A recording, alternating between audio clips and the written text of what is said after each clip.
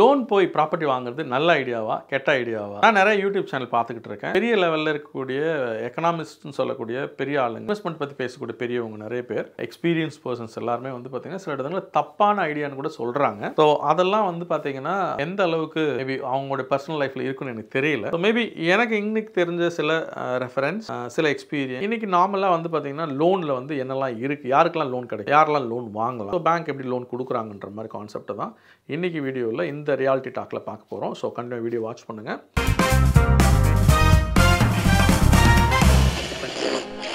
வணக்கம், warm welcome. இது Chennai official YouTube channel. This is am your property advisor. So இன்றைக்கி reality டாக்கில் வந்து பார்த்தீங்கன்னா நம்ம லோன் வாங்கி ப்ராப்பர்ட்டி வாங்குறது நல்ல ஐடியாவா அப்படின்றத தான் நம்ம பார்க்க போகிறோம். ஸோ நீங்கள் வந்து பார்த்தீங்கன்னா லோன் வாங்கி ப்ராப்பர்ட்டி வாங்கணுன்றது வந்து என்ன அப்படின்னு கேட்டீங்கன்னா, இன்றைக்கி இந்தியா பொறுத்தளவில் 95% 95% பீப்புள் லோன் வாங்கி தான் ப்ராப்பர்ட்டி வாங்குறாங்க. ஸோ அதுதான் பாசிபிளும் கூட. எல்லாராலையும் வந்து பார்த்தீங்கன்னா ரெடி கேஷ் கொடுத்து ப்ராப்பர்ட்டி வாங்க முடியாது. அப்படி ரெடி கேஷ் கொடுத்து அவர் ப்ராப்பர்ட்டி வாங்கணும்னா ரிட்டையர்ட் ஆகும்போது தான் வாங்க முடியும். ஸோ அந்த மாதிரி ஒரு கண்டிஷன் தான் இருக்குது. அப்போ வயசாகி தான் அவர் வந்து சொந்த வீட்டுக்கே போக முடியும் ஒவ்வொருத்தரும். அந்த மாதிரி ஒரு சூழல் மாறுறதுக்கு தான் இன்றைக்கி பேங்க்ஸ் எல்லாம் பார்த்தீங்கன்னா எல்லா லெவல்லையுமே எல்லாருக்குமே வந்து லோன் கொடுத்துக்கிட்டு இருக்காங்க. நாமெல்லாம் வந்து பார்த்தீங்கன்னா லோன் எந்த மாதிரி கொடுக்குறாங்கன்னு பார்த்தீங்கன்னா 80-20. ஸோ கான்செப்ட் வந்து 80% லோனு, 20% நம்ம கையிலேருந்து போடணும். ஸோ இந்த கான்செப்ட் தான் எல்லா பேங்க்ஸுமே நமக்கு லோன் கொடுக்குறாங்க. ஸோ இப்படி லோன் வாங்கி ப்ராப்பர்ட்டி வாங்குறதுனால நமக்கு என்னங்க பெனிஃபிட் இருக்கு அப்படின்னு கேட்டீங்கன்னு சொன்னால், இப்போ வந்து பார்த்தீங்கன்னா ஒரு சேலைக்கு வந்துட்டு ஒரு 15 இயர்ஸ்க்கு முன்னாடி உங்களுக்கு வந்து பார்த்தீங்கன்னா 15 இயர்ஸ் சொல்றது தப்பா இருக்கும். மேபி ஒரு 20 இயர்ஸ்க்கு முன்னாடி ஒரு கேகே நகர்லையோ இல்லை ஒரு அசோக் நகர்லையோ ஒரு அண்ணா நகர்லையோ ஒரு அபார்ட்மெண்ட் நீங்கள் வாங்குவீங்க. அந்த காஸ்ட் ஆஃப் த அபார்ட்மெண்ட் ஒரு 50-60 lakhs தான் இருந்தது. ஸோ அன்னைக்கு ஒரு 50 lakhs கொடுத்து ஒருத்தர் ஒரு அபார்ட்மெண்ட், ஒரு 3 bedroom அபார்ட்மெண்ட் வாங்குறான்னு வச்சுப்போம். அவருடைய சம்பளம் வந்துட்டு மேபி வந்து ஒரு 60,000 ரூபாய் இருக்குமா இருக்கும், இல்லை 70,000 ரூபாய் இருக்குமா இருக்கும். கஷ்டப்பட்டு ஒரு 40 லட்ச ரூபா லோன் வாங்கியிருப்பார். இப்போ இன்னைய சூழலில் 20 வருஷம் கழிஞ்சு, ஆஃப்டர் 20 இயர்ஸ், இன்னைக்கு நீங்கள் வந்து 20 வருஷம் கழிச்சுட்டு நீங்கள் வந்து அந்த ப்ராப்பர்ட்டியை அவர் வந்து என்கேஷ் பண்ணுறார், சேல் பண்ணுறாருன்னு வச்சுப்போம். ஸோ இன்றைக்கி வந்து இந்த செகண்ட் ஹேண்ட் ப்ராப்பர்ட்டி 3 bedroom நான் சொன்ன லொக்காலிட்டி கேகே நகராக இருக்கலாம், இல்லை வந்து ஒரு அண்ணா நகராக இருக்கலாம். 3 bedroom என்ன போகும் நீங்கள் நினைக்கிறீங்க? அது வந்து பார்த்தீங்கன்னா இல்லைன்னு எனக்கு தெரிஞ்ச வரலையும் வந்து பார்த்தீங்கன்னா மினிமம் 1.5 CR to 2 CR வரலையும் போகுங்க. அப்போ அவருடைய இன்வெஸ்ட்மெண்ட் எவ்வளவுங்க? ஹார்ட்லி 50 lakh, 60 lakhs கூட வச்சுக்கோங்க. ஸோ 60 lakhs போச்சுன்னு சொன்னால் ரிமைனிங் 140 அவர் கையில் இருக்குங்க. ஸோ ஸ்டில் வந்து பார்த்தீங்கன்னா it is a good investment. இந்த 20 year டைமில் வந்து பார்த்தீங்கன்னா அவருடைய லோனுமே முடிஞ்சிருக்கும். அப்போ கையில் வந்து 1,40 லட்ச ரூபா கையில் இருக்கும். ஸோ இந்த மாதிரி ஒரு கான்செப்ட் வந்துட்டு லோன் போய் வாங்கும்போது நமக்கு அவைலபிளாக தான் இருக்குது. ஸோ இது வந்து நிறைய பேர் ரியலைஸ் பண்ணுறது இல்லை. என்னன்னு கேட்டிங்கன்னா வந்துட்டு ஈவன் எனக்கு தெரிஞ்ச என்னோட ஃப்ரெண்ட் ஒருத்தர், அவர் வந்து பார்த்தீங்கன்னா பர்டிகுலர் ஆடிட்டர், யங் சாம், கிட்டத்தட்ட என்ன ஒரு நான் அவர் இந்த விஷயங்கள் நான் பார்க்கும்போது பேசும்போது என்ன ஒரு 32-33 அந்த மாதிரி இருப்பாருங்க. அவர் வந்து பார்த்தீங்கன்னா ஃபர்ஸ்ட் ஒரு வில்லா வாங்கினார் சென்னையில் OMR பக்கம். ஃபர்ஸ்ட் ஒரு வில்லா வாங்கினார், அவர் பேரில் வாங்கினார். பிறகு வந்து பார்த்தீங்கன்னா ஒரு லேண்ட் ஒன்று வாங்கினார் தாம்பரம் பக்கம். அந்த லேண்ட் வந்து பார்த்தீங்கன்னா லோன் வாங்கி தான் லேண்ட் வாங்கினார், ஒரு 14 சென்ட். அதில் வந்து பார்த்தீங்கன்னா ஒரு கான்ட்ராக்ட் கிட்ட கொடுத்து அதை வந்து பார்த்தீங்கன்னா வந்து அவருடைய சேலரி வச்சு, அவர் நல்ல சேலரியில் இருந்தாருங்க. அவர் சேலரி வச்சு வந்து பார்த்தீங்கன்னா கொஞ்சம் கொஞ்சமாக அதை கன்ஸ்ட்ரக்ட் பண்ணாருங்க. கன்ஸ்ட்ரக்ட் பண்ணி ஒரு கம்பெனிக்கு கெஸ்ட் ஹவுஸாக கொடுத்தாரு. பிறகு அந்த கன்ஸ்ட்ரக்ஷன் லோனுமே அவருக்கு இருந்ததுங்க. ஆல்ரெடி அவருக்கு ஒரு ஹவுசிங் லோன் இருந்ததுங்க. அதுக்கு பிறகு அவங்க அம்மா பேரில் ஒரு லோன் வாங்கி இன்னொரு வில்லா வாங்கினார். அப்புறம் அவருக்கு மேரேஜ் ஆகிருந்தது. மேரேஜ் ஆனவுடனே அவங்க ஒய்ஃபும் IT எம்ப்ளாயி, அதனால் அவங்க ஒய்ஃப் பேரில் ஒரு வில்லா வாங்கினார். பிறகு வந்து அவங்களுடைய அன்மேரிட் சிஸ்டர் ஒருத்தவங்க இருந்தாங்க, அவங்க சிஸ்டர் பேரில் ஒரு வில்லா வாங்கினார். கிட்டத்தட்ட 5 வீடுங்க. அவர் வந்து பார்த்தீங்கன்னா 5 வீடுமே வந்து பார்த்தீங்கன்னா ரெண்ட் போகிற மாதிரி ஒரு இருக்கக்கூடிய கண்டிஷனில், ரெண்ட்டுக்கு இருக்கிற மாதிரி ஒரு சூழல் தான் எல்லாத்தையுமே வாங்கினார். ஓவரால் வந்து பார்த்தீங்கன்னா இந்த 5 வீட்டுக்குமே அவரோட EMI எனக்கு தெரிஞ்சு வந்து பார்த்தீங்கன்னா ஒரு 2.5 lakhsங்க. அந்த 2.5 lakhsக்கு வந்து அவங்க ஃபேமிலி எல்லாரும் சேர்ந்து ஏர்ன் பண்ணுறது வந்து பார்த்தீங்கன்னா க்ளோஸ் டு 4.5 lakhs பக்கம் ஏர்ன் பண்ணுறாங்க. அவங்களுக்கு EMI கட்டுறது பெருசாக பர்டனாக தெரியல. அது இல்லாமல் வந்து பார்த்தீங்கன்னா அவங்களுக்கு வந்து ரெண்ட்டே வந்து பார்த்தீங்கன்னா அவருக்கு வந்துட்டு 1.7 பக்கம் 1.8 பக்கம் ரெண்ட்டே வந்துடுதுங்க. ஸோ ரிமைனிங் அவர் கையிலேருந்து போடுறது வந்து பார்த்தீங்கன்னா ஹார்ட்லி 60,000-70,000 தான் கையிலேருந்து மாதம் போடுவார். நான் அதுக்கப்புறம் வந்து ஒரு 10 வருஷம் கழிச்சு அவரை பார்க்கும்பொழுது அவர் என்ன சொன்னார்னா, நான் வந்து 3 வீட்டோட EMI கம்ப்ளீட் பண்ணிட்டேன், இப்போ 2 வீட்டு தான் EMI போயிட்டு இருக்கு. நான் இன்னைக்கு வந்து பார்த்தீங்கன்னா நான் பெரிய லெவலுக்காக பார்க்குறேன் அவரை. என்னன்னு கேட்டிங்கன்னா அந்த ப்ராப்பர்ட்டிலாம் வேல்யூ எங்கேயோ போயிடுச்சுங்க. எல்லா ப்ராப்பர்ட்டியுமே வந்து மினிமம் 2 CR பக்கம் நிற்கிது. ஆனால் வந்து நீங்கள் கேட்டிங்கன்னா ஆரம்பத்தில் அவர் இன்வெஸ்ட் பண்ணும்போது அவர் வந்து போய் வாங்கும்பொழுது கொஞ்சம் சிரமப்பட்டு தான் கஷ்டப்பட்டு தான் வாங்கினாருங்க. அதுக்கப்புறம் ஓவரா பீரியட் 5 வருஷம் 10 வருஷம்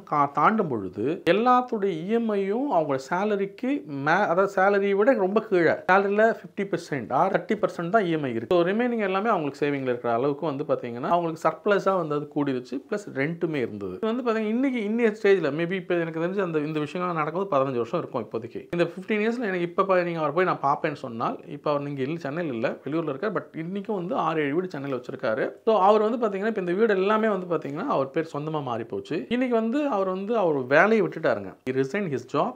இதில் வர ரெண்ட்டை வச்சு நான் வாழ்ந்துக்குவேன், எனக்கு பென்ஷன் மாதிரி இருக்குது, நான் சோஷியல் ஒர்க் பண்ண போகிறேன் அப்படின்னு சொல்லிட்டு full and full social work போயிட்டாப்ல. ஸோ கிட்டத்தட்ட ஒரு 15-17 இயர்ஸ் ஒர்க் பண்ணிவிட்டு கிட்டத்தட்ட ஒரு 4-5 வீடு ஏர்ன் பண்ணி சொந்தமாக வச்சுட்டு இதுக்கெல்லாம் ரெண்ட்டை விட்டுட்டு, ஸோ அதுலேருந்து வர ரெண்ட் ஈல்டை வச்சுக்கிட்டு இன்றைக்கி வந்து அவருடைய என்டையர் லைஃப் வந்து அவர் பார்த்துக்க முடியும் சூழல் இருக்கு சொன்னால் இது ரியல் எஸ்டேட்டில் அவைலபிள், அகைன் த்ரூ லோனில் அவைலபிள். ஸோ இன்றைக்கி வந்து நிறைய பேர் வந்து தப்பான சஜஷன் கொடுத்துட்டு இருக்காங்க. அதே மாதிரி பர்டிகுலராக வந்து பார்த்தீங்கன்னா ஒரு கம்யூனிட்டி இருக்காங்க. அந்த கம்யூனிட்டியில் கான்செப்ட் என்ன தெரியுங்களா, ஒரு பர்சன் படித்து ஃபர்ஸ்ட் ஜாப் போயிட்டாருன்னா முதல்ல வந்து அவர் வந்து வீடு ஒன்று வாங்கிடணும், வீடு வாங்கினா தான் அவர் கல்யாணம், அந்த மாதிரி ஒரு கான்செப்ட் அவங்க வச்சுட்டு இருக்காங்க. நான் நிறைய பேர் வந்து பார்த்துருக்கிறேன். அவர் வந்து பார்த்தீங்கன்னா ஒன்றும் இல்லைங்க, அவர் ஒன்று ஒரு 30,000-40,000 தான் வாங்குவார். ஆனால் அவர் பேரில் ஒரு வீடு வாங்குறதுக்கு ட்ரை பண்ணுவாங்க. நம்மளாம் என்ன சொல்லுவோம், எனக்கு அண்ணா நகரில் தான் வேணும், எனக்கு வந்து பார்த்தீங்கன்னா அசோக் நகரில் தான் வேணும், டி நகரில் தான் வேணும்னு நம்ம அடம்பிடிப்போம். அவங்களாம் அப்படி கிடையாதுங்க. அவங்க வந்து தாம்பரத்துக்கு அந்த பக்கம் கிடைக்குது, என் பட்ஜெட் இதான் கிடைக்குதுன்னா அதை போய் வாங்கிடுவாங்க. அங்கே அவங்க குடி போக மாட்டாங்க, அதை வாடகைக்கு விடுவாங்க. அந்த வர வாடகை அதை சேர்த்து ஒரு பாயிண்ட்ல அவங்க நினைச்ச மாதிரி டி நகர்லயோ அண்ணா நகர்லயோ வாங்கிடுவாங்க. ஆனா இப்போதைக்கு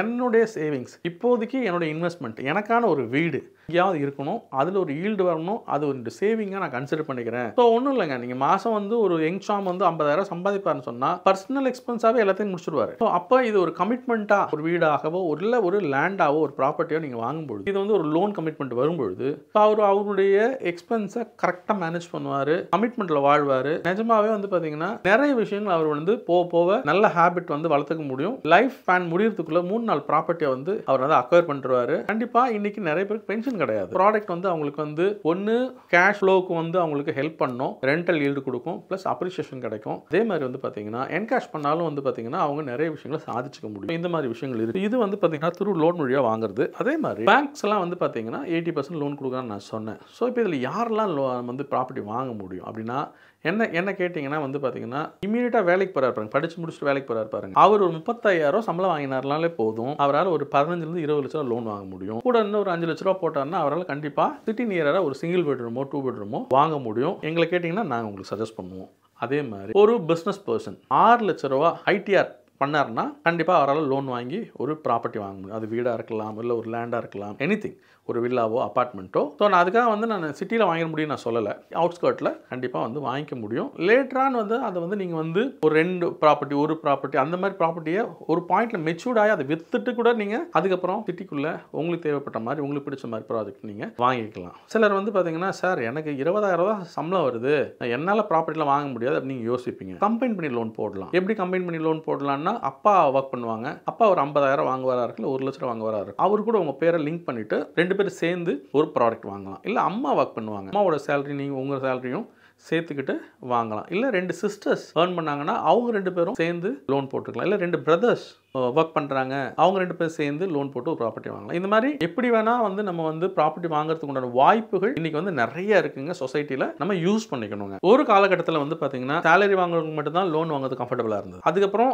ஐடி ஃபைல் பண்ணாங்கன்னா அவங்களுக்கு லோன் வாங்குறது கம்ஃபர்டபுளாக இருந்தது. இப்போ நான் உங்களுக்கு சொல்கிறேன், ஹவுசிங் லோன் வந்து இவங்க 2 பேருக்கு மட்டும்தான் கிடையாதுங்க. சார் என்கிட்ட ஐடிஆர் இல்லை சார், பரவாயில்ல லோன் வாங்கி தரலாம். சார் என்கிட்ட வந்து சேலரி ஸ்லிப்பே கிடையாது சார், லோன் வாங்கி தரலாம். சார் எனக்கு சேலரி வந்து பேங்க்கில் கிரெடிட் ஆகலை, லோன் வாங்கி தரலாம். நான் சொல்கிறது ஹவுசிங் லோன். இல்லை சார் நான் வந்து பார்த்தீங்கன்னா ஒரு தள்ளு வண்டியில் வந்து சாப்பாடு விற்கிறேன், இல்லை நான் ஆட்டோ ஓட்டுறேன், இல்லை டாக்ஸி ஓட்டுறேன், எனக்கு வந்து பார்த்தீங்கன்னா இன்கம் இருக்குங்க, என்னுடைய பேங்க் அக்கௌண்ட்டில் போட முடியும், இல்லை வந்து நான் கையில் கூட காசு வாங்குறேன், இப்படிலாம் வந்து ரெக்கார்டே இல்லை இப்படின்னு சொல்லுவீங்கனாலும் உங்களுக்கு கூட வந்து பார்த்தீங்கன்னா ஹவுசிங் ப்ராடக்ட் அவைலபிளாக இருக்குது. இதுக்கு நீங்கள் செய்ய வேண்டிய ஒரே விஷயம் என்னன்னு பார்த்தீங்கன்னா உங்களுக்கு ப்ராடக்ட் வாங்கணும், ஏதாவது ஒரு வீடு வாங்கணும் நீங்கள் ஆசைப்பட்டீங்கன்னா ஸ்க்ரீனில் தெரிய நம்பருக்கு கால் பண்ணீங்கன்னா நாங்கள் உங்களுக்கு எங்கள் ப்ராடக்ட் இருக்குது, எந்த ப்ராப்பர்ட்டி நீங்கள் வாங்கலாம், எது நீங்கள் எலிஜிபிள் அப்படின்றத நாங்கள் உங்களுக்கு சஜஸ்ட் பண்ணுவோம். ஸோ இந்த மாதிரி லோன் வாங்கி ப்ராடக்ட் வாங்குறது உண்மையாகவே லைஃப் டைமில் உங்களுக்கு கிடைக்கிற பெரிய ஆப்பர்ச்சுனிட்டி, நமக்கு கிடைக்கிற பெரிய ஆப்பர்ச்சுனிட்டி மிஸ் பண்ணாமல் நம்ம யூட்டிலைஸ் பண்ணிக்கணும். அதுதான் என்னை பொறுத்தவரை நான் சொல்கிற சஜஷனாக இருக்குது. ஸோ இன்றைக்கி ரியாலிட்டி டாக்கில் இவ்வளவு தான். ஸோ இந்த வீடியோ உங்களுக்கு பிடிச்சிருந்துச்சுன்னா லைக் பண்ணுங்கள், ஷேர் பண்ணுங்கள், கமெண்ட் பண்ணுங்கள். நீங்கள் கமெண்ட் பண்ணுங்கள், கண்டிப்பாக நாங்கள் எல்லா கமெண்ட்டுமே ஆன்சர் பண்ணுறோம். ஸோ கமெண்ட் பண்ணுங்கள், எல்லா கமெண்ட்டும் நாங்கள் படிப்போம். ஸோ அதே மாதிரி சப்ஸ்கிரைப் பண்ணுங்கள், உங்கள் ஃப்ரெண்ட்ஸ் அண்ட் ஃபேமிலிஸ்க்கு ரெக்கமெண்ட் பண்ணுங்கள். This is Sam, your property advisor, signing off from Chennai Holmes.